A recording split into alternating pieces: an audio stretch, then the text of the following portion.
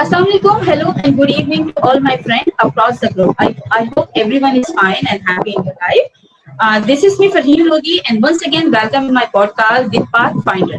This is the second episode, and today our topic is Clear the Fog and Find Your Path. We see many people ऐसे लोगों को देखते हैं, they have a good education, expensive clothes, a luxury lifestyle, but they doesn't know about how to speak in front of people, how to speak in front of professional environment.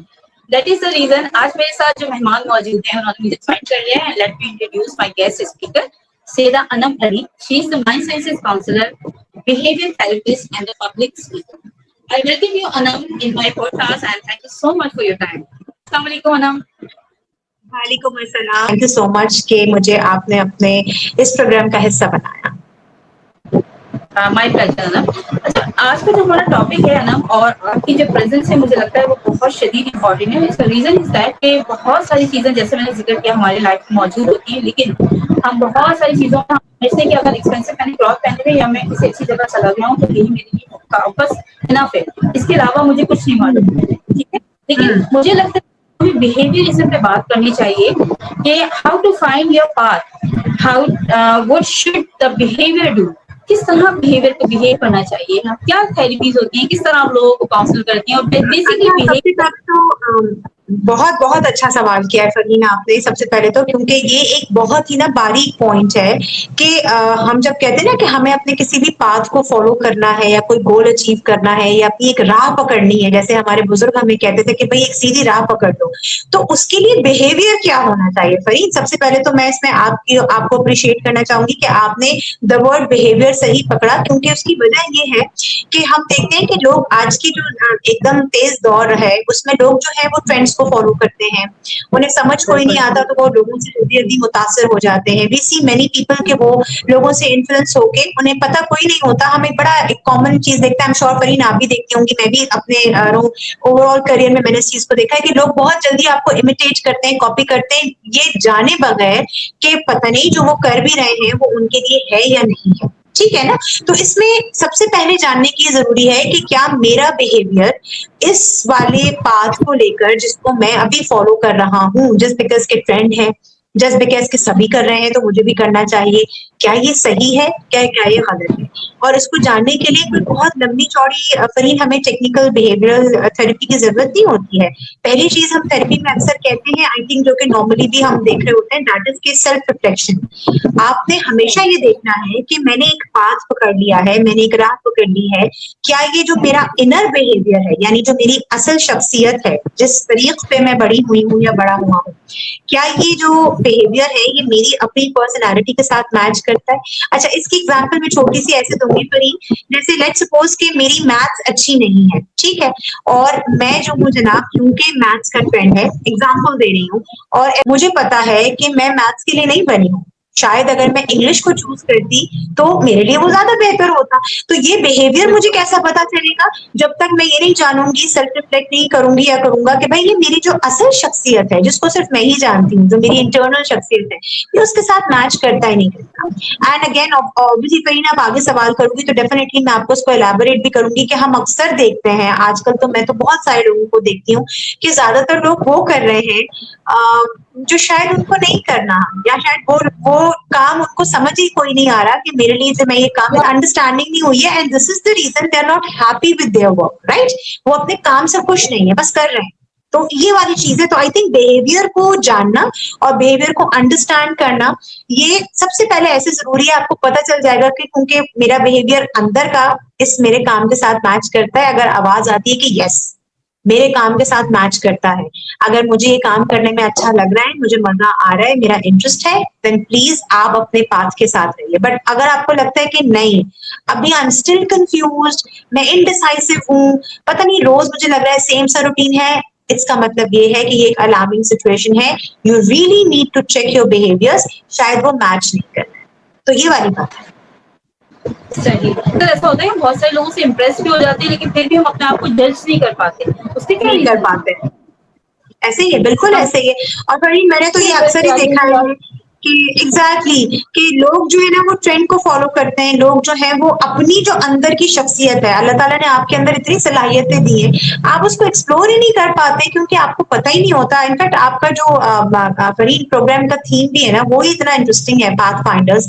तो path finder में you really need to find your path, चाहे वो spiritual हो, चाहे वो आपका कोई emotional हो, चाहे वो आपका फिजिकल हो। बहुत सारे लोग जो हैं वो अपनी 40s में, अपने 50s में आके जो है वो जनाब अपने आप को फिजिकली, उनको लगता है कि हम शायद फिजिकल फिटनेस की तरफ जाते हैं। कोई बात नहीं, इसका मतलब ये कि उनको शायद अब कहीं जाकर पता चला है कि हाँ जी एक्चुअली मेरा जो पाथ है वो ट्रेनिंग सेक्टर है, तो दैट इज ऑल ओके। लेकिन वो उसी वक्त होगा जब हम, वही आप वाली बात, हम सेल्फ एनालिसिस भी करते रहेंगे और थोड़ा सा रिफ्लेक्ट भी करते रहेंगे बार बार कि जो काम मैं कर रही हूँ या जो जो पाथ मेरा है, क्या ये वाकई मेरा है। तो ये वाली बात। सही, इसीलिए आपको इनवाइट करा कि भाई मेरी ऑडियंस भी आपको सुने ताकि पता लगे कि बिहेवियरिज्म एक्चुअली है क्या। तो इस पे कोई केस स्टडी होगी, आप वो भी हमसे जरूर शेयर कीजिएगा, अगर तो ऐसे केस स्टडी के वो दूसरों के इंस्पिरेशन हो, मे बी सही है। तो मतलब अब हम बात बिल्कुल, थैंक यू सो मच सबसे पहले Fareen, another very good question. और इसमें एक केस स्टडी नहीं, इनफैक्ट इसमें तो लातादाद स्टडी हो चुकी हैं। और WHO की जो रिसर्चेस होती हैं वो हमारे लिए, हमारे से यहाँ मुराद जो थेरेपिस्ट और काउंसलर्स होते हैं या जो लोग मासेस में काम कर रहे होते हैं, लोगों के जहनों के साथ काम कर रहे होते हैं, उनको सही तरीके से डायरेक्शन दिखा रहे होते हैं, नेविगेट कर रहे होते हैं, ऐसे में बहुत सारी रिसर्चेस और बहुत सारी स्टडीज ये बताती हैं कि कई बार जब हम लोगों के अंदर देखते हैं कि आप देखें ना, लोगों के अंदर बहुत ज्यादा मेंटल स्ट्रेस है, people are not happy with themselves, या आप अगर देखें कि जो लोगों को वर्क प्लेस में, खासकर मैं यहाँ बात करूंगी वो लोग जो कि ऑर्गेनाइजेशंस में काम कर रहे हैं, वेदर दे आर बैंकर या किसी कॉर्पोरेट सेक्टर में है या टीचिंग डिपार्टमेंट में है, एक रिसर्च के मुताबिक ये कहा जाता है कि जो के लोग वर्किंग वाले स्टेट में होते हैं उनमें से 80%, यानी उन्होंने एक रेशो दे दिया कि 70 से 80% लोग जो हैं वो अपने काम से खुश नहीं, they are not happy with themselves. And this is the वही रीजन कि उनके अंदर, हाँ, उनके अंदर बढ़ता हुआ स्ट्रेस, उनके अंदर बढ़ती हुई फ्रस्ट्रेशन।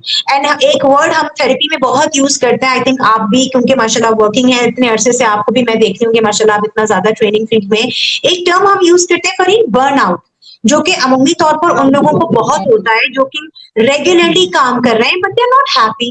तो उस स्टडी से ये पता चला कि जब आप एक साल से या कई सालों से आप बैंक में काम कर रहे हैं, आप टीचिंग कर रहे हैं, आप किसी कॉर्पोरेट सेक्टर में हैं, तो आपको तो एक्सेल करना चाहिए। अच्छा, उसी स्टडी के साथ ये चीजें पता चली कि they are the ones also जो कि एक्सेल नहीं कर पा रहे अपने काम में, यानी कि उनके जो ग्रेड्स हैं वो आगे नहीं बढ़ पा रहे। उन्हीं के बनस्बत वही लोग, जैसे हम कहते हैं ना, हाँ, हम अक्सर कहते हैं ना कि झट से आए और झट से जी आगे बढ़ गए। और कुछ लोग ऐसे होते हैं, आप देखिए गवर्नमेंट डिपार्टमेंट में भी हमारे, या हमारे स्कूल्स में भी, या इवन मैं बैंक्स में भी देखती हूँ, जो जो जॉब पे आए थे वो उसी पर है और उनके साथ साथ आए हुए लोग कहीं से कहीं निकल गए।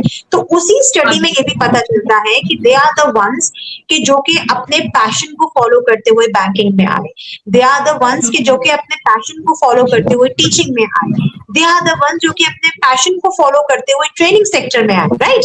तो क्योंकि उनका पैशन था, उनका इंटरेस्ट था, तो वो, उनको कहते हैं ना, बार बार उनको उसने अलाइव रखा, उनके अंदर की वो जो फायर है वो रुकने नहीं दी, तो उस वजह से वो तेजी से आगे बढ़ गए।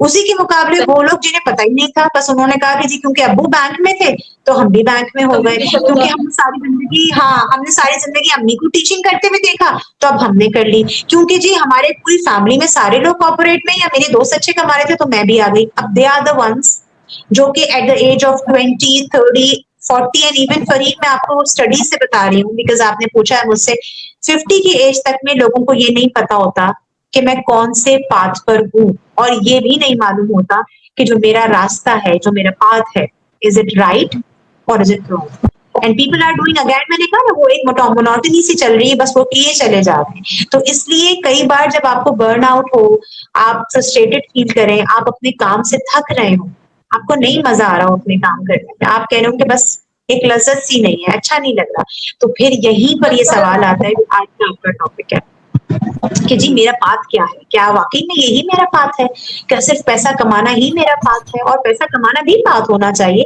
लेकिन और भी चीजें हैं जो मेरे और आपके पाथ में आनी चाहिए, मेरी और आपकी राह में होनी चाहिए। सही। क्वेश्चन भी है, how to sort your brain from confusion, किस तरह बिल्कुल, बिल्कुल। ये भी मेरा ख़्याल है फ़रहीन, ये सवाल जब आपकी ऑडियंस में लोग इसको सुनेंगे तो आई थिंक मुझे लगता है 90% लोग तो इससे रिलेट करेंगे, क्योंकि हम चाहे एग्जैक्टली। अपना अपना पाथ को फाइंड आउट करने की कोशिश कर रहे हों, चाहे अपनी ज़िंदगी में किसी चीज़ के साथ जगल कर रहे हों, कन्फ्यूज़न जब हम थेरेपी भी कर रहे होते हैं, जब मेरे पास भी लोग आते हैं और अगर हम बिहेवियरिज़्म की बात करते हैं, तो कई बार लोगों की कन्फ्यूज़न ही उनको स्ट्रेस और एंग्ज़ायटी तक लेके जाती है। कई बार उनकी कंफ्यूजन ही उनकी ज़िंदगी के मामलात में उनको स्टक रखती है, क्योंकि एक साइड पर उनको लगता है कि ये सही है, दूसरी साइड पर उनको लगता है कि ये सही है, तीसरी साइड पे वो कहीं बीच में अटके हुए होते हैं। अच्छा, क्योंकि आपका सवाल बड़ा इंटरेस्टिंग है कि हम इस कंफ्यूजन को सॉर्ट कैसे करें, तो क्योंकि मेरा जो डिपार्टमेंट है वो थेरेपी और काउंसलिंग है, तो उसमें हम सबसे पहली चीज़ बताते हैं कि अगर आपको कभी भी ज़िंदगी में किसी भी मामले में, चाहे वो आपके रिलेशनशिप्स हैं, आपका काम है, आपकी सेहत का कोई मामला है, आप कोई फैसला लेना चाह रहे हैं, आप किसी जगह ट्रैवल करना चाह रहे हैं, एनीथिंग इन योर लाइफ जो आपको कंफ्यूजन दे रही है और आपको समझ कोई नहीं आ रहा, तो थेरेपी की एक बड़ी क्लासिक टेक्निक है कि आप जर्नलिंग करना शुरू कर दें। आप 2 सेक्शंस बना के दोनों चीज़ें जो हैं, जो 2 चीज़ें या 3 चीज़ें, कई बार लोगों को 4-4 चीज़ें कन्फ्यूज़ कर रही होती हैं, उनके पास ऑप्शन ज़्यादा होते हैं। तो आप प्लीज़ उसके सेक्शंस बना के, आपको जो भी आपकी ज़ुबान है, आप उर्दू में लिख सकते हैं, अंग्रेज़ी में लिख सकते हैं, सिंधी में लिख सकते हैं, आप उसको सॉर्ट करें और आप उसको लिखना शुरू करें। हाँ, एंड दो कई बार ऐसा होता है फरीन कि जब हम जर्नलिंग कर रहे होते हैं तो पहले, दूसरे, तीसरे अटेम्प्ट में ना ज़रूरी नहीं होता कि आपको अपनी कन्फ्यूजन को एक क्लैरिटी मिल जाए। You just have to write it down, ठीक है ना? तो पहली चीज़ तो ये होती है कि आप जर्नलिंग करें और आप लिखें और फिर आप ये देखें कि उसमें से कितने पॉइंट्स ऐसे हैं, वही अगेन वही वाली बात आ जाएगी जो मैंने शुरू में कही, जिस पे आपका दिल मान रहा है। लेट्स सपोज कि हमारे पास 2 या 4 या 3 खूबसूरत कपड़े हैं और हम सब खवातीन इससे रिलेट करती हैं कि जब हम कभी बाजार जाते हैं तो हमारे लिए बड़ी मुश्किल हो जाती है, कंफ्यूज हो जाते हैं हम कि ये भी अच्छा लग रहा है, तो ये भी अच्छा लग रहा है, तो ये भी अच्छा लग रहा है। तो ऐसे में आप क्या करें, राइट? या आप कोई और चीज खरीदने जा रहे हैं, कभी आप किसी शख्स का इंतखाब करना चाह रहे हैं, तो हम हमेशा कहते हैं कि ask with your mind and with your heart. And आप हमेशा देखिए कि आपका दिल किस चीज पर राजी हो रहा है, या आप किस चीज को ज्यादा देर तक अपने जहन में देख पा रहे हैं। लेट्स सपोज के एग्जांपल मैंने बिल्कुल सिंपल सी दी है, मे पीपल कैन कनेक्ट कि अगर आप कोई पेन खरीदने गए, आप कोई कपड़े खरीदने गए और बहुत सारे खूबसूरत पेन्स थे, बहुत सारे खूबसूरत कपड़े थे, लेकिन कोई एक जोड़ा ऐसा होगा, कोई एक पेन ऐसा होगा जो घर आने के बाद अगले दिन तक आपके जहन में रहा। So that is the the right, I think, pen or the right clothes for you or the right dress for you. So कई बार जर्नलिंग आपको बहुत हेल्प करती है, आप सॉर्ट कर सकते हैं। कई बार जैसे मैंने आपसे कहा कि आप अपने दिल की सुन सकते हैं। And the third thing is कि जहां भी आपको लगे कि यार मेरी कंफ्यूजन है, I really need to change my path और I really need to focus कि मैं क्या कर सकूं और मुझे कुछ समझ नहीं आ रहा, तो फिर ऐसे में हम कहते हैं कि फिर आप किसी भी अपने वाइज दोस्त की, किसी काउंसलर की, किसी बुजुर्ग की, किसी टीचर की, किसी भी अपने ऐसे हमदर्द शख्स की, तजुर्बेकार शख्स की आप मदद ले सकते हैं। तो कई बार, बहुत बार जब हम कहीं स्टक होते हैं, कंफ्यूज होते हैं, तो जो दूसरी तरफ की अच्छी पॉजिटिव एनर्जी होती है वो भी हमको हेल्प करती है। तो पीपल कैन ऑप्ट एनी, किसी भी सिटी में इसको आप देख सकते हैं। इससे बहुत हद तक हम अपनी कंफ्यूजन को सॉर्ट कर पाते हैं। Nice Anam, thank you so much. बहुत अच्छी ट्रिक है और मैं खुद भी इसको अप्लाई करूंगी। जैसे मैंने बताया ना कि हम कितने बड़े हो जाए, क्वालिफाइड हो जाए, कितनी ही एक्सपीरियंस हो जाए, लेकिन कहीं ना कहीं हमारे अंदर एक बच्चा होता है और वो हम आके ना बच्चा बन जाते हैं और फिर दिल चाहता है कि बाकी बाद में वो उंगली पकड़ के डायरेक्शन बताए कि नहीं यहाँ से नहीं यहाँ जाना है। बिल्कुल ऐसे ही है।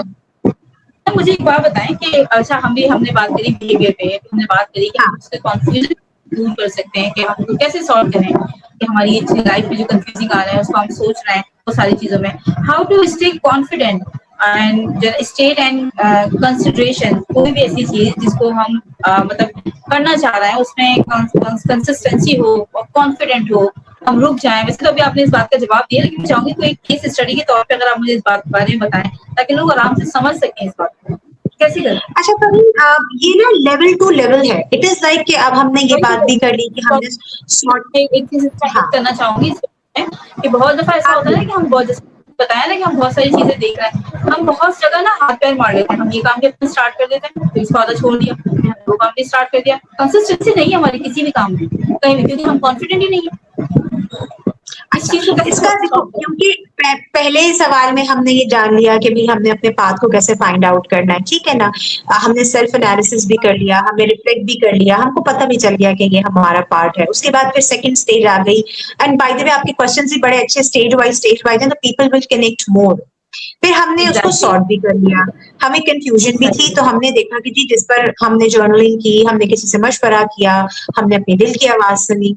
अब तीसरा इसका लेवल आपका अप होता जाता है, तो तीसरा इसका लेवल वो है जो अब आपका सवाल है कि अब जी मैंने अपने पाथ को चूज कर लिया, मुझे ये नहीं पता कि ये सही है या गलत है, बस क्योंकि मेरे दिल में आवाज आई, मुझे ऐसा लगा कि this is the right thing for me, right job और राइट पर्सन और एनीथिंग, जो भी सिचुएशन, जो भी आपका पाथ है और एनी सिचुएशन। सही, लेकिन मैं क्योंकि उसको उसके बारे में मुझे कोई हतमी नताइज नजर नहीं आ रहे अभी तक, या शायद अभी तक मुझे उसके बारे में इतनी ज्यादा इंफॉर्मेशन नहीं है, तो मैं कहीं कंफ्यूज भी हूँ, कहीं कहीं मैं कॉन्फिडेंट भी नहीं हूँ, कहीं मैं स्टेबल भी नहीं हूँ, और मुझे ऐसा लग रहा है कि क्या मैं अपने इस पाथ पर आगे तक चल पाऊंगा या चल पाऊंगी। ऐसा तो नहीं कि मैं डगमगा जाऊंगी, ऐसा तो नहीं कि मेरे अंदर मैं मेरी अंदर स्टेबिलिटी रहेगी नहीं रहेगी। This is a very important point कि अब इसमें केस स्टडी क्या कहती है। इसमें केस स्टडी हमें ये कहती है कि चाहे आप अपना पाथ फाइंड करें या ना करें, अगर कोई शख्स तबीयतन अपने अंदर और अपनी जिंदगी के जो नॉर्मल डेली टास्क होते हैं फरीन, रोजमर्रा जिंदगी में जो भी आप काम कर रहे हैं नहीं कर रहे हैं, अगर आप वो काम बहुत, हाँ एग्जैक्टली, बहुत एक छोटी सी चीज है ना, अगर आप अपनी नमाज पढ़ते हैं, बीइंग अ मुस्लिम अल्हम्दुलिल्लाह हम प्रिविलेज्ड हैं कि हमें अल्लाह ने नमाज का तोहफा अता किया है। अब आप देखोगे फरीन, कई लोग, मैं यहाँ से इसको लिंक करूंगी, कई लोग 5 वक्त की भी नमाज पढ़ रहे होते हैं, लेकिन आप देखोगे वो मुतमईन नजर नहीं आएंगे आपको। उसी के बनिस्बत कुछ लोग ऐसे हैं जो सिर्फ फर्ज नमाज पढ़कर भी आपको बड़े मुतमईन नजर आएंगे, ठीक है ना वो बार बार जिक्र करेंगे बार बार। और कुछ लोग ऐसे होंगे जो बार बार ये सोचेंगे पता नहीं मेरी नमाज में कोई रकत में मेरी कोई रह तो नहीं गया, पता नहीं मैंने सही पढ़ी है नहीं पढ़ी, पता नहीं मेरी अल्लाह ताला कबूल करेंगे नहीं करेंगे। अब इसका ताल्लुक आपकी बात से नहीं है, इसका ताल्लुक सिर्फ आपकी इनर सेल्फ से है कि आप खुद अपने आप में, अपनी जात में कितने कॉन्फिडेंट हैं। और इसके बारे में ना मैं अभी एक मजे की चीज बताऊं, एक रिसर्च और एक केस स्टडी ये बताती है कि दुनिया के वो तमाम लोग जो कि बिल्कुल अच्छे नहीं थे, जिन्होंने दुनिया में बहुत गलत काम किए, या वो लोग जिन्हें हम, क्योंकि लोगों को दूसरी साइड ऑफ द पिक्चर भी पता होनी चाहिए ना, वो लोग जो फुल ऑफ करप्शन थे, जिन्होंने सारे गलत काम किए, ऑल्दो ब्लैक उनके लिस्ट गलत में काम थे, हाँ ऑल्दो के वो नेगेटिव थे, लेकिन जब उनकी भी ब्रेन की स्टडी हुई, तो क्योंकि दे आर द वंस और दे वर द वंस जो कि शदीद फोकस थे और बड़े कॉन्फिडेंट थे। जैसे अब ऐसे होता है ना कि कई बार आप ये सोचते हैं कि हमारी भी एक ट्रेनिंग का हिस्सा था कि आप जेल में जाकर जरा कैदियों से बात करें कि भैया आपको कोई निदामत है कि आपने कोई कसूर किया है या आपने कोई गलती की है। तो जब केस स्टडी हुई और उसमें हमने या लोगों ने ये देखा, तो पता चला कि उसमें बहुत सारे ऐसे मुजरिम थे जिन्हें फरीन कोई रिग्रेट नहीं, वो अच्छा, अपनी जात में बड़े कॉन्फिडेंट थे, उनको पता था कि भाई मैंने अगर किसी के साथ कुछ गलत किया है तो हाँ मैं अपनी सजा काट रहा हूँ या काट रही हूँ, बट मुझे कोई दुख नहीं है क्योंकि ये शौहर मुझे बहुत तंग करता था या ये बंदे ने मेरे पैसे खाए थे या जो भी चीज थी। तो जब ऐसे क्रिमिनल्स की या ऐसे लोगों की भी केस स्टडी की गई, तो पता ये चला, अगेन कहूंगी कि चाहे आप गलत राह को यूज करें, क्योंकि आपके प्रोग्राम से मैं ये अवेयरनेस भी देना चाहती हूँ कि चाहे आपका, क्योंकि you have to find your path, तो बाज़ औक़ात ना फरीन लोगों का गलत पाथ भी होता है। लोग अपने गलत पाथ को फॉलो कर रहे होते हैं और इतने स्ट्रॉन्ग और इतने कॉन्फिडेंट और इतने स्टेबल होते हैं कि उनको लगता ही नहीं कि वो गलत है। आप उनको बिल्कुल, कहे जाएँ, उनको उनके ऊपर कोई फ़र्क नहीं पड़ेगा। तो उनके ब्रेन की केस स्टडी ये हुई कि चाहे आप सही चीज़ कर रहे हो या चाहे आप गलत, अगर आप अपनी ज़ात में बड़े कॉन्फिडेंट हैं ना और आपके पास एक रीज़न है स्टेबल रहने का, तो उस केस स्टडी में ये पता चला कि वो लोग जो कि गलत कर रहे थे, कॉन्फिडेंट थे, कोई उनको निदामत नहीं है, उनके ज़हन के किसी कोने में, तहते शऊर में या सबकॉन्शियस में उनके पास एक बड़ा सॉलिड वैलिड रीज़न था, जिसकी वजह से वो कॉन्फिडेंट रहे। अब ये बात का हवाला मैंने इधर क्यों दिया कि अगर आप अपने पाथ पर हैं और अगर आप कॉन्फिडेंस चाहते हैं, आप स्टेबिलिटी चाहते हैं, सो आपके पास रीज़न होना चाहिए। और अगर अभी तक आपको रीज़न नहीं मिला है, तो प्लीज़ बैठिए, तदब्बुर कीजिए, सोचिए, रीज़न तलाश कीजिए और फिर आप यकीन जानिए आप इसी प्रोग्राम के कमेंट में आके कह रहे होंगे कि ना अब मुझे पता है, अब मुझे कोई फ़िक्र नहीं है क्योंकि अब मुझे अपना रीज़न मिल गया है। तो जो रीज़न आपको मिल जाता है ना, वो रीजन आपको कॉन्फिडेंस देता ही देता है। देखो मैं एग्जांपल दूं, हम लोगों की जब काउंसलिंग करते हैं ना फरहीन, और जब बिहेवियरल थेरेपी हो रही होती है, तो बहुत सारे ना ऐसे हमारे पास पेशेंट्स होते हैं जो कि कैंसर सर्वाइवर हैं, जो कि जिंदगी की उमंग खत्म कर चुके हैं। मैं अक्सर उनको जब देखती हूँ और जब कभी हम उनको वॉलंटियर करते हैं, तो उनके भी ना दिलों में, उनमें से बहुत सारे लोग होते हैं जिनकी आंखों में रमक खत्म हो जाती है, जिनको उम्मीद ही खत्म हो जाती है जिंदगी से, जबकि शायद उनकी जिंदगी होती है। और उन्हीं में से कुछ लोग ऐसे होते हैं कि जो डिसाइड कर चुके होते हैं कि हमने तो जीना है, बेशक रिपोर्ट्स कुछ भी कह रही है। तो उनकी जो आंखें हैं और उनकी जो बॉडी है ना, उसको रीजन मिला हुआ है। एंड मेरा एक छोटी सी बात है जो मैंने कभी किसी प्लेटफॉर्म में शेयर नहीं किया, बट क्योंकि आपने मुझे मौका दिया तो मैं शेयर कर रही हूँ। मेरा एक जगह मैं वॉलंटियर कर रही थी, मेरी ट्रेनिंग चल रही थी, और मैंने एक कैंसर पेशेंट को देखा, और मेरा कोई भी काम नहीं था, सिर्फ बैठ के उनको काउंसिल करना था, उनसे पूछना था, उनको कंसोल करना था as a therapist, behaviour therapist, और जानना था कि उनके जहन में क्या चलता है। वो खातून काफी एज की थी और उनकी बिल्कुल लास्ट स्टेज ऑफ कैंसर था। लेकिन फरीन यकीन करो, अभी भी मैं आपके साथ शेयर कर रही हूँ तो मुझे गूज बम्स आ रहे हैं, और उनके सारे ऐसी ना सारे ट्रीटमेंट वगैरह की चीजें मुझे लगी हुई थी, लेकिन उनकी आंखों में जो रोशनी थी ना, जो चमक थी, वो कह रही थी कि उनको जिंदा रहना है। तो मैं रेजिस्ट नहीं कर सकी, और मैंने उनसे ये सवाल किया कि आप इंशाल्लाह ठीक हो जाएंगी, मुझे पता है। तो उन्होंने मुझे कहा कि हाँ। तो मैंने उनसे पूछा कि आप इतनी कॉन्फिडेंट कैसे हैं कि आप ठीक हो जाएंगे? तो उन्होंने मुझे कहा क्योंकि मुझे पता है कि मुझे जिंदगी जीनी है और मेरे पास रीजन है जिंदगी जीने का। मैंने पूछा कि आपके पास क्या रीजन है? तो देन शी टोल्ड मी कि मुझे जो, एंड आपको रीजन सुनाऊंगी तो आपको बड़ी हंसी आएगी। उन्होंने कहा ये रीजन नहीं बताया कि मुझे अपने मियाँ के लिए जीना है या अपने बच्चों के लिए जीना है। उन्होंने कहा कि मुझे बहुत दिन हो गए बिस्तर पे लेटे हुए, तो मुझे अपना ना जाने के बाद अपने पसंद का गजरेला खाना है, मेरे पास ये रीजन है। आपको कॉन्फिडेंट और स्टेबल होने के लिए ना कोई बहुत बड़े बड़े रीजंस, कोई बहुत बहुत ज्यादा इल्मी बात की जरूरत नहीं होती। अभी आपने एक बड़ी प्यारी बात कही थी कि आपका जो इनर चाइल्ड है उसको हमेशा अलाइव रखना चाहिए। तो कभी कभी ना आपको अपने पाथ को आपने फाइंड आउट कर दिया, उसको स्टेबल रखने के लिए, कॉन्फिडेंट रखने के लिए ना, आपको कोई छोटा सा रीजन भी अगर मिल जाता है, वो भी आपको कॉन्फिडेंस देगा। कोई जरूरी नहीं कि आप कोई बहुत बड़े बड़े रीजंस रखें, आपकी कोई बात बड़ी बड़ी कोई हाई अचीवर्स वाली लिस्ट हो, नहीं। अब आप सोचें कि मुझे एकदम हंसी आ गई जब उन्होंने मुझे कहा कि मुझे गजरेला खाना है, और वो गजरेला जो है ना, मैं आपको बता रही हूँ कि मैं ठीक होंगी और फिर मैं जाके गजरेला खाऊंगी, और ये रीजन है मेरा, और मैं कॉन्फिडेंट हूँ कि मुझे जिंदगी मिलेगी। तो इससे हमें अंदाजा होता है कि बाज़ औक़ात मैं और आप जिंदगी तेज रफ्तार जिंदगी में शायद समझने लगते हैं कि जो छोटे छोटे हमें रीजंस मिल रहे हैं वो काफी नहीं है हमें कॉन्फिडेंट रखने के लिए, जबकि यही गलती होती है। कई बार वो छोटे छोटे रीजंस ही एक बड़ा रीजन बन जाते हैं हमें अपने रास्ते में मजबूती देने के लिए। तो ये एक जवाब है कि आप रीजन तलाश करें, आप अपने आप में कॉन्फिडेंट हो, और आहिस्ता आहिस्ता हर दिन कई दफा ऐसा होगा कि आपके नेगेटिव थॉट्स आपके ऊपर बहुत हावी हो जाएंगे। ये नेचुरल प्रोसेस है। क्लिनिकल डायग्नोसिस में पता है, हमें बताते हैं, DSM-5 की एक रिपोर्ट है फिर जिसमें बताया जाता है कि कई बार ऐसा होता है कि आपको अगर रोजाना की तादाद में 70,000 ख्यालात आ रहे हैं, तो उसमें बहुत चांसेस होते हैं कि आपके 60,000 ख्यालात जो है वो नेगेटिव होंगे।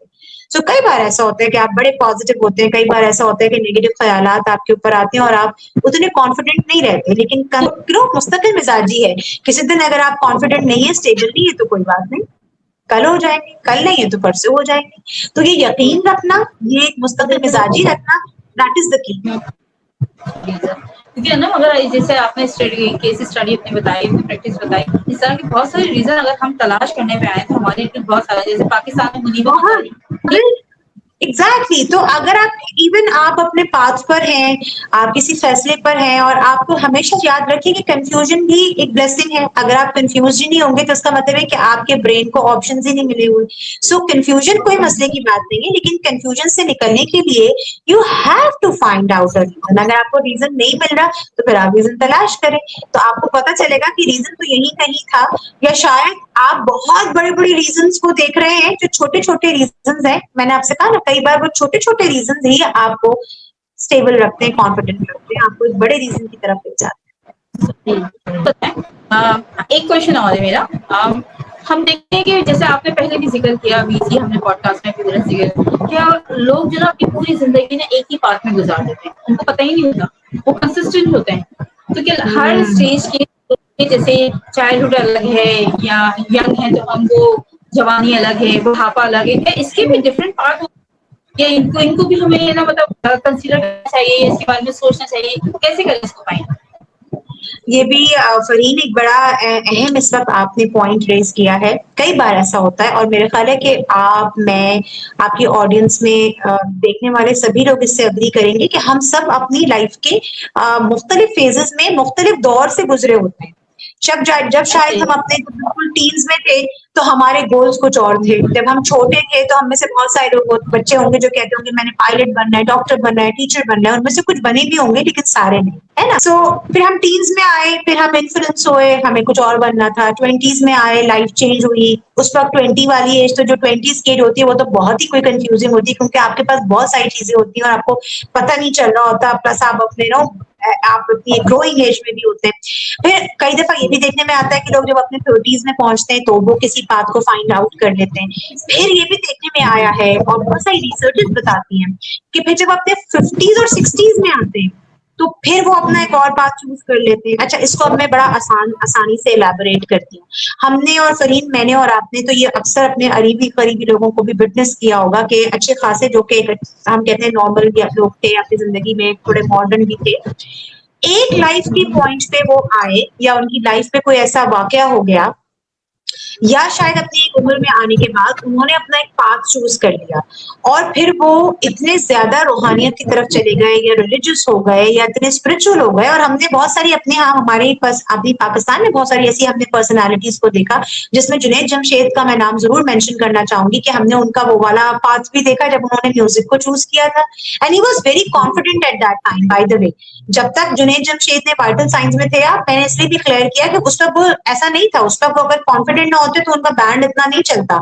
उनके वोकल्स अब उस वो वक्त भी अच्छे थे, हम आज भी उनके गानों, हाँ, हम आज भी उनके गानों को याद करते हैं। तो जब उन्होंने वो वाला पाथ चुना था अपने बिगिनर लेवल पर, उसमें भी उनको कामयाबी मिली। फिर जैसे ही कहते हैं ना, एक एक आपका उम्र का हिस्सा गुजरता है आपके ऊपर, जब बुजुर्गी आती है कुछ लोगों पे जल्दी आ जाती है, तो जब उन्होंने अपना स्पिरिचुअल पाथ को चुना तो आप देखें कि माशाल्लाह माशाल्लाह फिर वो अपने एक स्पिरिचुअल पाथ पे निकल गए, लेकिन वो उसमें भी कॉन्फिडेंट थे, स्टेबल थे एंड उनको रीजन मिल गया था। वही जो बातें मैंने और आपने की हैं। तो अगर कोई भी शख्स को ये लगता है कि मैं अपनी जिंदगी के मुख्तलिफ स्टेज में मुख्तलिफ मैं अपनी राह को चुनता हूँ तो ये नॉर्मल है। अगेन कहूंगी, नॉर्मल फरीन ये नहीं है या थोड़ा सा ज्यादा अलार्मिंग ये है कि आप एक बात को चुनने के बाद उस पर काम ना करें, उसमें अपने ऊपर मेहनत ना करें, राइट? अब फॉर एग्जाम्पल अगर मैंने ये चूज कर लिया या किसी ने चूज कर लिया कि जी मैंने देखा है कि मैं बड़ा अच्छा खाना बनाता हूँ या बनाती हूँ एंड मुझे जो है वो अब फिर शेफ बनना है, सो फिर you have to be there in your circle ना। आप उसके लिए सीखें, आप उसके लिए पढ़ाई करें, पढ़ाई की कोई एज नहीं होती है, आप फिर उसी में लगे, आप पूरा एनवायरमेंट अपना शेफ वाला बना लें। अगर आप ये नहीं कर रहे और आप कभी तो आप ये हो जाते हैं, कभी आप ये हो जाते हैं, और फरीन इससे तो मेरा ख्याल है मैं और आप ऐसे बहुत लोगों को जानते हैं जो कभी कुछ हो जाते हैं, कभी कुछ हो जाते हैं, हमें समझ नहीं आता कि ये है क्या। मतलब कभी हम उनको एक रूप में देख रहे हैं and they are the ones जो कि पाथ फाइंडर को जिनको सुनना चाहिए तो उनको शायद समझ आएगा कि जी अब हमें समझ आ जाए कि जी हमने एक्चुअली में कौन से पाथ को चूज करें। Because at the end of the day Fareen, ये बहुत रिलैक्सिंग है। सी, अगर मुझे या आपको अपना पाथ पता है, मैं और आप खामोशी से अपना काम कर रहे हैं, है ना, हमें कोई वो नहीं है कि जी एकदम, अब हम चलते चले जा रहे हैं, चलते चले जा रहे हैं कंसिस्टेंसी से फोकस होकर। आप देखो कि at the end of the day मैं और आप पुरसुकून होकर सोएंगे बच्चे की तरह, हमें कोई घबराहट, कोई वहम, कोई बेचैनी नहीं होगी, बिकॉज वी नो ना कि वी आर डूइंग। हाँ, सो पाथ फाइंड करने में एक फायदा ये भी होता है कि आप अंदर से बड़े पुरसुकून हो जाते हैं, आपको नींद बड़ी अच्छी आती है, आप कहते हैं कि नहीं मुझे पता है भाई मैं ये चीज कर रही हूँ and I am very happy. अब वो जितने सर्कल में कर रही हूँ आई एम वेरी गुड। अच्छा फरीद, इसमें मैं ना एक पॉइंट और भी ऐड करना चाहती हूँ। आई थिंक आप और मैं आपसे भी कहने को इंटरव्यू मेरा है, लेकिन मैं बिकॉज आप इतने अच्छे क्वेश्चंस करती हैं, बोलने का भी मौका देती है, मैं आपसे भी पूछूंगी फरीद, आपने भी अपनी जिंदगी में ऐसे लोगों को बहुत विटनेस किया होगा जो कि खुद कंफ्यूज होते हैं, मैं तो बहुत करती हूँ, और आपको बिना वजह मशवरा देते हैं, यानी आपने उनसे मशवरा मांगा भी नहीं, आप अपने रास्ते पे चल रही हैं। इसकी मिसाल ऐसे है कि जैसे मैं फरीन से कहूँ कि अब मुझे पता है कि फरीन माशाल्लाह ऑलरेडी फरीन अपना काम कर रही है, बहुत अच्छे तरीके से कर रही है और बड़े पुरसुकून अंदाज में कर रही है, बड़ी कॉन्फिडेंट। लेकिन फिर भी मैं फरीन, क्योंकि मैं खुद कंफ्यूज चल रहा हूँ या चल रही हूँ, तो मैं फरीन से कहूँ कि नहीं फरीन, क्योंकि मुझे ये हो रहा है कि फरीन को भी तो मैं परेशान करूँ, फरीन कैसे रिलैक्स होके काम करिए, तो मैं फरीन को उल्टे उल्टे मशवरे देना शुरू कर दूं कि फरीन आप ये करें, आप ये क्यों नहीं करती। तो एक पॉइंट पे फरीन आप भी थोड़ी देर के लिए कंफ्यूज हो जाओ कि हाँ शायद मैं अपने में सही कर रही हूँ या नहीं कर रही हूँ, मुझे भी अपना पाथ चेंज करना चाहिए। तो प्लीज अवॉइड करें ऐसे लोगों से जो आपको गैर जरूरी नसीहत और मशवरा दें। जब तक आप नहीं मांग रहे किसी से मशवरा, आप बराए मेहरबानी किसी की एडवाइस और मशवरा ना लें। कई बार ना ये गैर जरूरी मशवरे भी आपको आपके पाथ से ना कंफ्यूज कर, आपको कंफ्यूजन होने लगती है कि मैं सही रास्ते पर हूँ। फरीन आपने विटनेस किया है वैसे ऐसे लोगों को? यार आई एम श्योर किया होगा। मैं जब से आपकी गुफ्तगू सुन रही हूँ ना, अगर मैं आपको बताऊं तो रिसेंटली मेरी एक कुलीग है जिनका कोई काम नहीं है, हाँ सारा दिन एक ही है कि वो हर थोड़ी देर बाद मेरे डेस्क पे आती है और आने के बाद जो है ना अपनी कंफ्यूजन किस तरह जाहिर करती है, वो दूसरे फला मतलब ऐसे थर्ड पर्सन जो हमारी कुलीग है उनके बारे में गुफ्तगू शुरू करती है, ऐसा है ऐसा है ऐसा है ऐसा है ऐसा है। अब यू कांट बिलीव कि कुछ देर तक तो मैं नॉर्मल रहती हूँ, एक दिन दो दिन हफ्ते में एक बार मेरे दिमाग में बात जरूर आती है क्या ये सही कह रही है, एग्जैक्टली। क्या ये ऐसा है। तो मतलब कहीं ना कहीं वाकई मेरे ब्रेन जो है ना वो उलझ जाता है कहीं ना कहीं। कभी मैं सोचती हूँ मैं उनसे दूरी इख्तियार कर लूँ, कभी मैं सोचती हूँ नहीं नहीं यार ये 100% बिल्कुल सही करी, शायद मेरी खैर ख्वाह है। और इसी खैर ख्वाह में हम लोग जो है ना बहुत ज्यादा डिस्टर्ब होते हैं, भटकते हैं, हमें अपना पैथ नजर नहीं आता, हमें पता ही नहीं चलता कि हम कर क्या एग्जैक्टली। रहे हैं। तो कई बार ना फरीन ये चीज भी बहुत एक इम्पोर्टेंट पॉइंट चला गया है आज आपके प्रोग्राम से कि कई बार अच्छा खासे लोग अपने एक रास्ते पे चल रहे होते हैं, दे नो देयर पाथ, लेकिन आसपास के लोग जो हैं, कई बार आपके घर वाले, कई बार आपके को वर्कर्स, कई बार आपके दोस्त हैं जो कि शायद आपको लग रहा है आपके दोस्त हैं, कई बार इवन आपके फरीन हम उस दौर में हैं, हम सब इतने सेल्फ अवेयर हैं और सोशल मीडिया का दौर है, हर एक के पास फोन है, मेरा नहीं ख्याल कि हमें किसी को मशवरा देने की जरूरत है। People know whatever they are doing, उनको पता है कि उनको क्या करना है। हम उनको मशवरा जब दें जब वो आपसे आके खुद पूछ रहे हो या आप खुद कह रही हो कि हाँ यार मुझे पता नहीं है कि मुझे कौन सा पाथ को फॉलो करना है, तो आई थिंक थोड़ा सा ख्याल लोगों के मशवरों पे कम दें।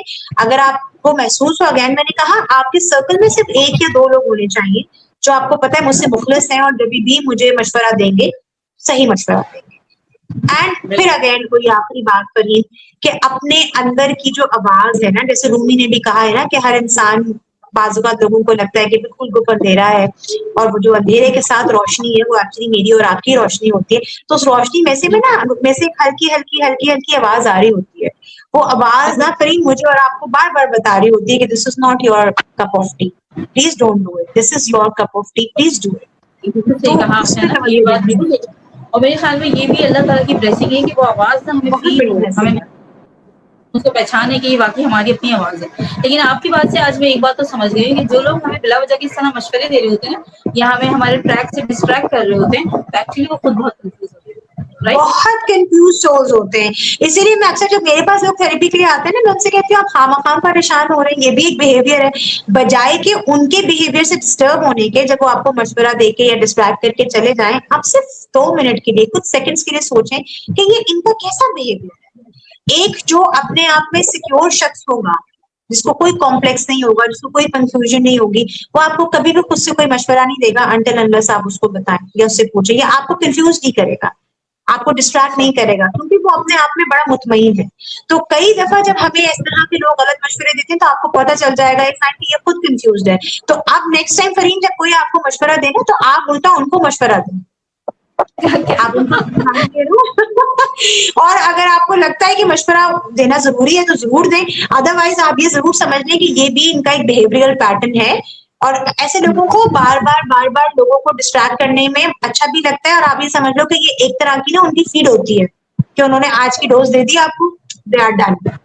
सो अवॉइड करें ऐसी डिस्कशंस और को। क्या पॉइंट होगा, मैं तो खुद बहुत कंफ्यूज थी इस चीज से बहुत परेशान थी, करूँ क्या हाँ, मैं इनका। बिल्कुल, बहुत ही बिल्कुल मिलते हैं और उनको आपको उनको समझने की ज़रूरत होती है। मुझे भी बहुत लोग बहुत सारे म मशवरे दे रहे होते हैं, जबकि मैं हैरान होती हूँ कि ज़रूरी नहीं है, जब आपसे कोई मशवरा माँग नहीं रहा, तो जब तक आपसे कोई मशवरा नहीं माँग रहा, आप उसको क्यों दे रहे हैं मशवरा? हर शख्स समझदार है ना, उसको पता है कि उसको क्या करना, उसको क्या नहीं करना।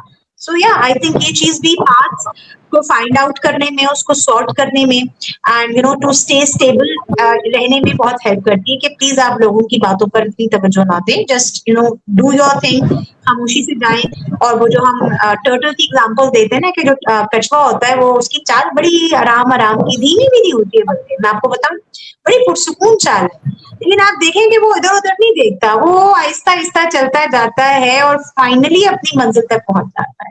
ट्रैक को फॉलो कर लो, उसके बाद उसको पता ही नहीं उसके बाद क्या। आप अपने ट्रैक को पकड़ लें जी, आप उसको फॉलो कर लें। अगर आपको कहीं भी लगता है कि शायद मैंने गलत पाथ चूज कर लिया तो भी कोई बात नहीं, थिंक अबाउट इट अगेन, अपने सेल्फ एनालिसिस कर लें, किसी समझदार वाइज आदमी से मशवरा कर लें।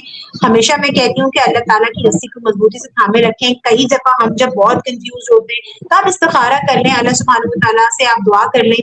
और फरीन ये तो मेरा अपना जाती तजुर्बा है कि अल्लाह ताला आपको इतना प्रॉम्प्ट और इतना क्विक रिस्पॉन्स देते हैं कि फिर आपको पता होता है कि नहीं, this is my thing and I have to do it. सही। अच्छा अनम, बहुत खूबसूरत हमारी गुफ्तगू है, हमने बहुत सारी डिस्कशन की, बल्कि मुझे थैंक यू यकीन सो जाने मच। जैसे ये जो मेरा प्रोग्राम है ना, क्योंकि मैंने इसका नाम चेंज किया था, पहले इसका नाम इनसाइट्स फहीम था, पैर की तरफ गया है, शायद इसकी थीम को पहली दफा अगर किसी ने डिफाइन किया तो अनम ने। Thank you so much Anam. Thank you so much, बहुत बहुत शुक्रिया। एंड फरीन, मैं यहाँ पर इसलिए नहीं कि आपने मेरी तारीफ की है, बट मैं हमेशा आपको इस बात का क्रेडिट देती हूँ और मुझे यकीन है कि देखो फरीन, वो लोग जो लोगों को उनके सामने उनके जीते जी उनकी प्रेजेंस में उनके एग्जिस्टेंस में अप्रिशिएट करते हैं ना, उनकी तारीफ कर देते हैं, ऐसे लोग बहुत खास होते हैं और बहुत कम है। सो माशाल्लाह माशाल्लाह, आप खुद बहुत अच्छा काम कर रही हो and you are one of those people, क्योंकि ये करेज बहुत कम लोगों में होती है। लोग लोगों को पॉइंट आउट करते हैं, लोगों में से चीजें निकाल की कोशिश करते हैं, अगेन जैसे अभी हमने शुरू में बात की थी उसको इमिटेट कर लें। बहुत मैंने कम लोगों को ऐसा देखा है जो अगर किसी में कोई अच्छी बात देखे तो वो अप्रिशिएट करें। और फरीन, ये चीज उन्हीं लोगों में होती है, जैसे हम कहते हैं ना कि किसी को अगर उस पहचानना हो कि वो किस तरीक पे है, वो किस तरबियत से आया है, वो किस घर से ताल्लुक रखता है, वो किन वालिदैन में पला बड़ा है, तो फिर ये चीज मेरे लिए तो जब कभी मुझे किसी ने अप्रिशिएट किया है, मैं हमेशा उनको दुआ देती हूँ और उनसे ज्यादा उनके पेरेंट्स को दुआ देती हूँ कि अल्लाह सुब्हानहू व तआला ने इनके वालिदैन ने इनकी तरबियत में इनके दिल और दिमाग को बड़ा खुला रखा है, कि इनके अंदर बड़ा ये कुशादगी है कि नहीं आओ जी आओ, हम आपकी भी तारीफ करेंगे। और ऐसे लोग हमेशा आगे बढ़ते हैं। तो wish you best of luck Farid and इंशाल्लाह आई एम श्योर कि पाथ फाइंडर्स के जितने भी गेस्ट आएंगे इंशाल्लाह ताला वो कोई ना कोई ऐसी फ्रूटफुल बात जरूर करके जाएंगे। और इंशाल्लाह आप तो आगे बढ़ी रही हो और मेरी दिल से दुआ है कि आगे बढ़ती चली जाओगी इंशाल्लाह। Thank you so much Anam, thank you. तुम जैसे दोस्त भी वैसे ही है, थैंक यू सो मच। अच्छा अनम, इस पूरे पॉडकास्ट में हमने बहुत सारे जिक्र किया है, मैं चाहूंगी कि हाँ बच्चों के लिए कोई ट्रिक बताएं कि हाँ ये हम बड़े तो एनालाइज कर लेते हैं कि हाँ यार ये बंदा कंफ्यूज है, इसलिए हमारी लाइफ में इंटरफेयर कर रहा है, बिला वजह के हमें मशवरे दे रहा है। बच्चों को किस तरह इस चीज से दूर रखें? बच्चे बहुत कंफ्यूज होते हैं, वो समहाउ ऐसा होता है हाँ, कि ये भी बिल्कुल सही बात है। और फरीद देखो, इसको हम ऐसे भी देख सकते हैं कि जब हम भी छोटे थे तो हम भी कितने कंफ्यूज होते थे, हमें अम्मी अब्बू कुछ बताते थे, हम दोस्तों को देखते थे तो हम खुद कुछ सोचते थे, अच्छा फिर कुछ हम खुद जो हमें पसंद होता था हम वो भी सोचते थे। बट इवेंचुअली लाइफ आपको आहिस्ता आहिस्ता बता रही होती है। इसमें मैं एक छोटी सी टिप दूंगी जो आई थिंक अब, क्योंकि अब वो दौर फरीन मिलेनियल्स वाला तो है नहीं, अब आज के बच्चे जेन जेन अल्फा हैं। सो उनका जो ब्रेन का काम करने का तरीका है वो बड़ा डिफरेंट हो गया है। They want prompt answers, prompt चीजें, छोटी छोटी चीजें उनको समझ आती है, क्विक और प्रॉम्प्ट चीजें उनको चाहिए। आई थिंक बच्चे आज के बड़े स्मार्ट हैं। अगर कोई बच्चा कंफ्यूज हो रहा हो कि मुझे क्या चूज करना है तो आई थिंक उसको थोड़ी देर मौका देना चाहिए उसको प्रोसेस करने का, कि तुम खुद फाइंड आउट करो। और बच्चे इसको बहुत अच्छे से फाइंड आउट कर सकते हैं, क्योंकि आज का बच्चा अगर स्पोर्ट्स में है तो वो आपको बताएगा कि हाँ मैं स्पोर्ट्स अच्छा खेलता हूँ। आज का बच्चा अगर एआई में है, आपको लगता है कि वो रोबोटिक्स में बहुत अच्छा है, आपको लगता है कि जी वो जो ये जितनी भी सोशल मीडिया वाली चीज है उसमें बहुत अच्छा है, आप बता रहे हैं वो बच्चे। और यहाँ मैं बच्चों से ज्यादा उनके पेरेंट्स और टीचर्स को कहूंगी कि कई बार ना बच्चों को ये सारी चीजें, क्योंकि वो बच्चे हैं ना, उनको शायद एक्सप्रेस नहीं करना आ रहा होता, उनको बताना भी नहीं आ रहा होता। कई बार बच्चे बेचारे डर भी रहे होते हैं, प्रेशर में भी आ रहे होते हैं कि जी हम तो अंदर से बनना चाह रहे हैं म्यूजिशियन, मैं तो अंदर से बनना चाह रहा हूँ एक यूट्यूबर, मैं तो बहुत अच्छी नशीद करता हूँ, या मैं तो बहुत अच्छा खेलता हूँ, लेकिन मामा बाबा तो मेरे लिए बहुत सारी बड़ी बड़ी बातें कर रहे हैं। तो कई बार बच्चे अपने उस इमोशन को सप्रेस कर लेते हैं या सही जवाब नहीं देते। पेरेंट्स का और टीचर्स का काम है, even in schools in organisations, even at your home आप ये देखें कि आपका बच्चा क्या चीज सबसे इंटरेस्ट से कर रहा है। और आज मैं हमेशा हर जगह कहती हूँ, आज का जो दौर है और आने वाला जो दौर है वो सिर्फ degree, you have to have a proper skill set. तो आपके बच्चे के पास डिग्री हो या ना हो, डिग्री होना तो जरूरी है, लेकिन उसके उसके स्किल सेट पे काम करें, उसको स्किल्ड बेस्ड बच्चा बनाना है हमने, और खुद को भी बनाना है। तो अब वो दौर नहीं है कि जी मैंने तो थोड़ी बहुत सारी डिग्री वाले लोगों को देखा है कि वो घर में जॉबलेस बैठे हैं, और मैंने विटनेस किया है ऐसे बहुत सारे लोगों को जिनके पास स्किल है और माशाल्लाह वो एंटरप्रेन्योर है, और वो ना they are doing such good jobs. So point is कि पेरेंट्स को ये चीज समझनी चाहिए कि मेरे बच्चा, अगर आपका बच्चा म्यूजिक में अच्छा है उसको स्किल्ड करें, उसको सिखाएं। अगर आपका बच्चा स्पोर्ट्स में अच्छा है उसको स्पोर्ट ही बनाए। अगर आपको बताता है कि आपका बच्चा कैमरा शाय नहीं है और वीडियोस अच्छी बनाता है, प्लीज उसके साथ उसको, क्योंकि आगे आगे ये चीजें बहुत काम आएंगी। सो बच्चे से ज्यादा आई थिंक जो पेरेंट्स हैं दे नीड टू अंडरस्टैंड, और थोड़ा सा अवेयर होने की जरूरत है कि बच्चे का किस चीज में इंटरेस्ट है। प्लस टाइम टू टाइम बच्चों के साथ कम्युनिकेट करना। कई बार ना हमने ये देखा, और एक रिसेंट मैं आपको रिसेंट भी बताऊं, चाइल्ड फेडरेशन है एक, और इंटरनेशनल चाइल्ड फेडरेशन के बारे में मैं बताऊं, जो कि अमेरिकन साइकियाट्री डिपार्टमेंट के साथ रिलेट करती है, को रिलेट करती है। उन्होंने वहां जब बच्चों के ऊपर रिसर्च की तो उन्होंने देखा कि बहुत सारे ऐसे बच्चे हैं जो कि शायद अपने पाथ को डिसाइड तो कर चुके थे इधर से, बिकॉज उनके साथ कम्युनिकेशन नहीं हुई, उनको बोलने का मौका नहीं दिया गया, उनकी आवाज नहीं सुनी गई, उनको चुप करा दिया गया, उनको बताया गया कि ये तो हो ही नहीं सकता, यू कैन नॉट बिकम आप नहीं डांसर बन सकते हो, आप नहीं ड्रामर बन सकते हो, राइट, आप ये नहीं कर सकते हो। तो इसकी वजह से बच्चे कंफ्यूज भी रहे, बच्चे सब्सटेंस अब्यूज में भी गए, उन्होंने गलत चीजें भी की, और कहीं ना कहीं बच्चे आप देखिए कि फिर वो बच्चों के अंदर एक जिद, बच्चे जिद करते हैं, बच्चे फ्रस्ट्रेटेड होते हैं, बच्चे चिढ़ने लगते हैं, and they are the ones कि जिनके साथ कम्युनिकेशन क्लियर नहीं। सो अगर आपको लगता है कि आपका बच्चा कंफ्यूज है, या अगर बच्चों को भी लगता है कि मैं कंफ्यूज हूँ, तो बच्चे बात करें। सही। जितना बच्चे बात करेंगे उतना आहिस्ता आहिस्ता आहिस्ता आहिस्ता उनको क्लैरिटी आए। अब चाहे वो बात आपस में बहन भाई कर रहे हैं, चाहे वो अम्मी अबू कर रहे हैं, चाहे वो कजिन्स आपस में कर रहे हैं, हमारे बड़े प्यारे प्यारे रिश्ते हैं, खाला भांजी का, फूफो भतीजे का, आप बात करें। एंड फरीन बस बिल्कुल एक छोटी सी बात कहूंगी, आपको भी याद होगा और मुझे भी याद है, अल्लाह ताला हमारे वालिदैन को याद करे। हम जब बचपन में छोटे होते थे तो हम जब अपने दादा दादी से बातें करते थे, बातें करते थे, अपने अम्मी से हम बातें करते हैं, तो आप देखेंगे ये वो लोग हैं कि जिनको इतनी कोई, इनके पास इतनी डिग्रियां नहीं थी, लेकिन उनसे बात करके हमेशा हमारी कहीं ना कहीं क्लैरिटी हो जाती थी। हमें होता था कि हाँ अब अम्मी से बात हो गई है ना, तो अब दादा से बात हो गई है, अब दादी से बात हो गई है, या अब किसी बड़े से बात हो गई है ना, अब हाँ अब बात ही करना छोड़ दी है, अब उस तरह से बात ही नहीं होती है। तो बच्चे तो बेचारे कंफ्यूज होते ही, अब टीचर से भी बात कर पाते हैं। मैं इसी पॉइंट पे आ रही थी, आप अभी जब आप शुरू कर रही थी मैं यही सोच रही थी, अब हमारी जो ना सर्कल लाइफ का ऐसा हो गया है, हम पेरेंट्स दोनों बिजी हैं, ठीक है, हमने महंगी महंगी किताबें भी दे दी हैं, अच्छे अच्छे स्कूलों में भी डाल दिया है, नामी गिराम के टीचर्स भी लगा दिए, लेकिन वो जो एक कम्युनिकेशन होती है बच्चों में बड़ों में आपस में, तो सारा दिन की रूटीन शेयर करना, वो बातें करना, वो सब कुछ खत्म होता जा रहा है। मैं चाहूंगी खत्म हो गया। और हाँ, और फिर उसी की वजह से आप देखो कि बच्चे क्या बड़े क्या, एवरीबडी इज कंफ्यूज्ड, एवरीबडी आप जो है वो सोशल मीडिया पे स्ट्रेंजर्स के साथ तो बात कर रहे हैं, लेकिन आप अपने घर में बैठे हुए लोगों के साथ नहीं बात कर रहे हैं।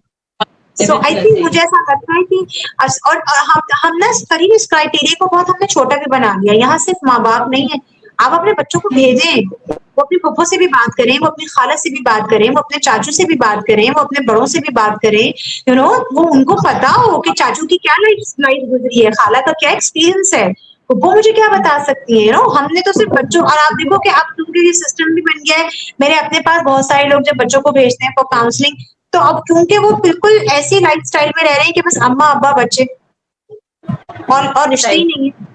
फिर कई बार माँ बाप के पास टाइम नहीं है, या माँ बाप खुद कंफ्यूज चल रहे हैं, तो ये जो बाकी रिश्ते बनाए हैं हमारे, वो भी तो हमको हेल्प करते हैं, उनके साथ जब हम बात करते हैं तो देखिए ना, हम देखते हैं ज्वाइंट फैमिली में रहने वाले जो बच्चे हैं ना, रहने वाले लोग हैं, वो सेपरेट रहने वाले बच्चों के मुकाबले बहुत फर्क होता है, बिल्कुल।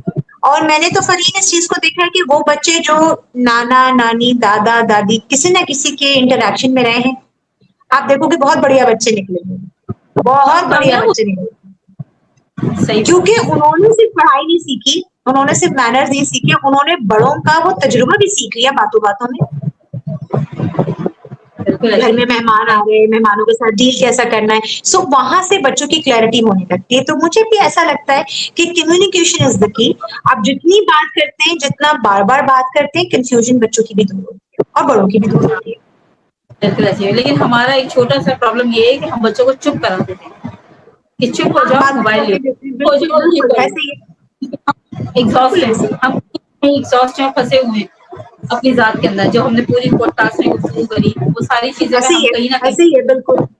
और अपनी जात में भी फंसे हुए हैं, और शायद मुझे ऐसा लगता है कि क्योंकि आप हम हमेशा बिहेवियरल थेरेपी में कहते हैं there is a whole science कि बहुत सारे लोग ऐसे हैं, people who are not communicating well, वो लोग चाहे वो कोई भी हो, पेरेंट्स हो, मियाँ बीवी, बाजू का आप देखो आपस में बात नहीं कर रहे, बच्चों को तो आप छोड़ो, बाजू का मियाँ बीवी बात नहीं कर रहे, घर में माँ बाप है, बहन भाई है, आपस में बात नहीं हो रही। तो हमेशा हम थेरेपी में कहते हैं कि people who are not communicating well, इसका मतलब ये है कि क्योंकि उनकी अंदर भी गुफ्तगू अपने आप से अच्छी नहीं चल रही। जब आपकी अंदर गुफ्तगू अपने आप से अच्छी नहीं चल रही, तो आपका बाहर भी बात करने का दिल नहीं चाहेगा, क्योंकि अगर आप बाहर बात करेंगे तो आप जल्दी जल्दी बढ़ जाएंगे, आपको जल्दी जल्दी गुस्सा आएगा, आप जल्दी जल्दी बुरा बनाएंगे, आपको लगेगा कि हर दूसरा बंदा जो बात कर रहा है मुझसे, चाहे वो मेरे घर वाले हैं, मेरा शौहर है या मेरे बच्चे, वो मुझी को टारगेट कर रहे हैं। ठीक है ना? तो इसीलिए हम बिहेवियरल थेरेपी में कहते हैं कि कई दफा ऐसा होता है कि हम पे हर कोई टारगेट नहीं कर रहा होता, कोई हर वक्त हमें टॉन्ट भी नहीं कर रहा होता।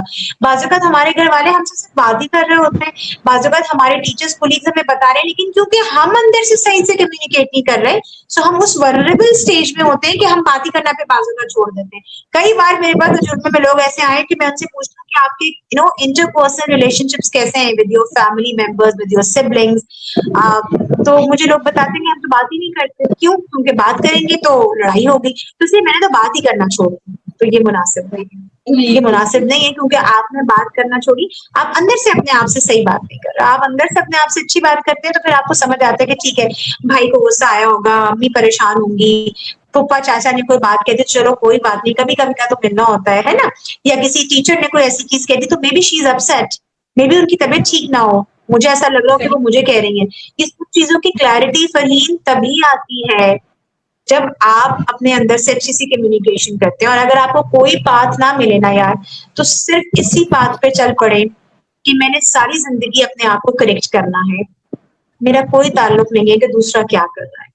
ये लर्निंग और अनलर्निंग का प्रोसेस अगर फ़रहीन मैं और आप अपनी ज़िंदगी की किसी भी स्टेज से शुरू कर दें ना, मैं आपको बताऊँ, आपको वक़्त ही नहीं मिलेगा। ना आप लोगों से नाराज़ होंगे, ना आपका ज़्यादा दिल दुखेगा। आपको लगेगा यार मेरे अपने अंदर इतनी चीज़ें हैं, मैंने ये पाथ फाइंड आउट कर लिया है। I want to correct myself till my last breath. मैं अपने आप को अपडेट करता रहूँगा, करेक्ट करती रहूँगी। This is my path. The easiest and the beautiful path ever. Thank you so much Anam. बहुत बहुत बेहतरीन गुफ्तगू, और मुझे लगता है कि इस गुफ्तगू को सुनने वाले जो ना अपने बहुत सारे क्वेश्चंस जो अपने माइंड में लेके बैठे हुए होंगे ना, वो उनको यहीं पे मिल गए होंगे इसी पॉडकास्ट के जरिए। एंड आई एम श्योर कि आपके साथ फिर दोबारा गुफ्तगू करूँ और फिर एक नए टॉपिक के साथ बात करेंगे। कि जब आप इंशाअल्लाह, इंशाअल्लाह। तो जी वो पता नहीं लगता वक्त कहाँ चला गया, ये तो है, इसमें कोई शक फिर नहीं पता है। नहीं लगता, एंड कोई शक आपने टॉपिक भी इतना अच्छा रखा, thank you so much Farheen, कि वाक़ई में इस पर जितनी बात की जाए वो कम है, लेकिन इंशाअल्लाह ताला ज़रूर दोबारा मैं आप मदऊ करेंगी तो मैं ज़रूर आऊँगी और ज़रूर इसके ऊपर हम दोबारा बात करेंगे। बहुत शुक्रिया आपका, थैंक यू अनम। अच्छा वो thank you so much. Thank you so much for having with me. और इतनी अच्छी आपने फ्रूटफुल गुफ्तगू करी, और हमें बहुत सारे हमने फाइंड आउट किए, बहुत सारे पाथ, बहुत सारी डायरेक्शन हमें पता लगी, बहुत सारी नई चीजें हमने सीखी जो वाकई हमारे अंदर नहीं था। सबसे बड़ी बात जो मुझे लगता है कि इस पूरी पॉडकास्ट से एक मैसेज कन्वे होना चाहिए, वो ये है कि self analysis and self talk. जब तक हम अपने आप से गुफ्तगू नहीं करेंगे, जब तक हम अपने आप को जानेंगे नहीं, हम ये नहीं समझेंगे कि बेसिकली अभी हम किस सर्कल में और कहाँ स्टैंड करना है। और ये स्टैंड करना ही हमें सबसे पहले पता होना चाहिए, और इसी वजह से जो है हम अपनी जिंदगी में बहुत सारी डायरेक्शन खुद ही फाइंड कर लेते हैं। सो नेक्स्ट वीक इंशाल्लाह आप साथ फिर मुलाकात होगी और किसी नए गेस्ट के साथ। जब तक अपना ख्याल रखें, अपने एरिया के तमाम लोगों का ख्याल रखें, और कोशिश करें कि अगर कोई आपसे रूठा हुआ है तो उसको मना लें। लाइफ बहुत छोटी है, बहुत छोटी सी दुनिया है, और पता नहीं कब हम सब एंड हो जाए। तो थैंक यू सो मच। अल्लाह हाफिज। अल्लाह हाफ़िज़।